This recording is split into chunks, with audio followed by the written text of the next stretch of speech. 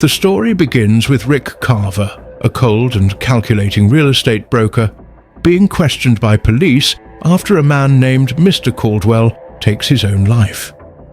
Carver casually explains that he had been at the man's home, discussing foreclosure when Caldwell retreated inside and ended it all. Carver's indifference reveals a man who has grown numb to the suffering of others in his pursuit of profit. He works in partnership with banks to carry out home foreclosures, unflinchingly booting families from their properties.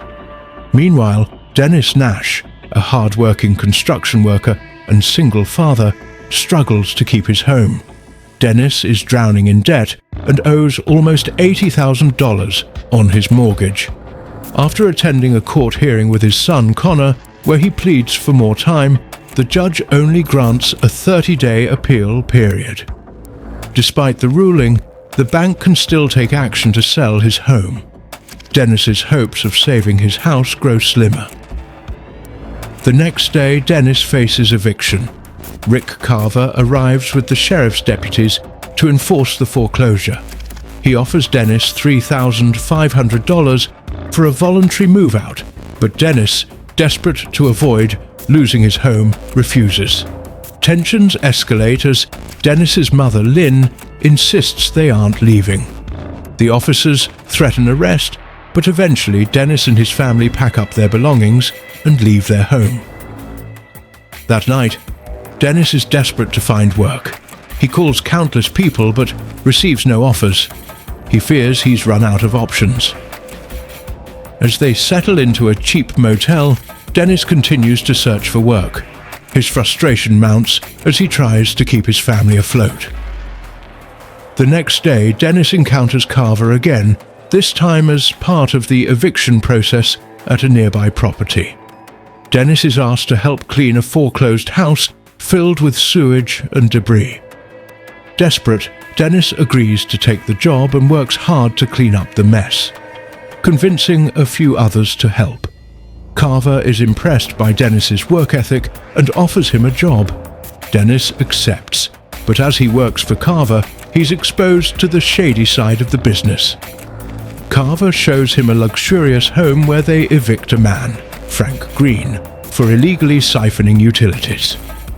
Despite the harshness of the task, Dennis reluctantly follows Carver's orders, becoming complicit in a system that takes advantage of people like him. As Dennis becomes more involved in Carver's operations, his guilt grows.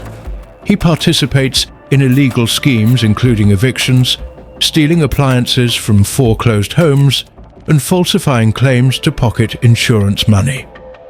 He justifies his actions by convincing himself that he's only doing what he has to in order to survive. One day, Carver offers Dennis a substantial sum of money in exchange for continuing to work with him. However, Dennis, now conflicted, asks if Carver can help him buy back his old house. Carver agrees, but makes it clear that Dennis will still owe him a large amount of money. Dennis agrees to go along, but the guilt continues to eat at him as he becomes increasingly involved in morally questionable actions. Dennis reaches a breaking point after he evicts an elderly couple from their home. Realizing he's become no different than the people who foreclosed on him, he begins questioning his choices.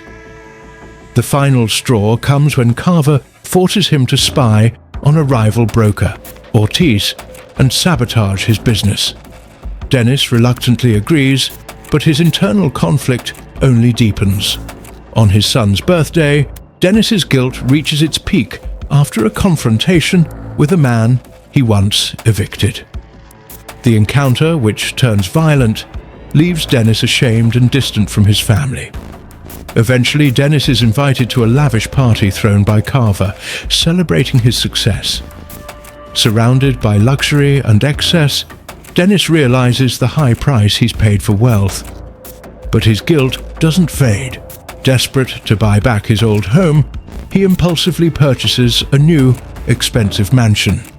But when he shares the news with Lynn, she is horrified. She scolds him for evicting the previous owners to make room for them, and she decides to leave, taking Connor with her. Dennis, left alone in the mansion, finally understands how far he's fallen.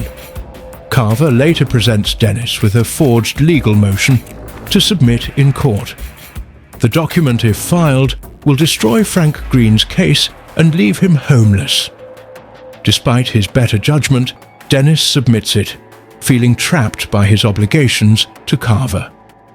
The court rules in Carver's favor, and Frank loses his home. But as Frank pleads for help, Dennis's guilt becomes unbearable. The tipping point comes when Dennis and Carver visit Frank's home, now under police investigation. Frank, on the edge, is armed and desperate. As tensions escalate, Dennis confesses to Frank that he's the one who filed the forged documents. Frank, shocked, lowers his weapon and the police arrest him. The truth begins to come out, and Dennis's guilt forces him to confront the full scope of the damage he's done. Realizing he can no longer live with his actions, Dennis confesses to the authorities, exposing Carver's illegal activities.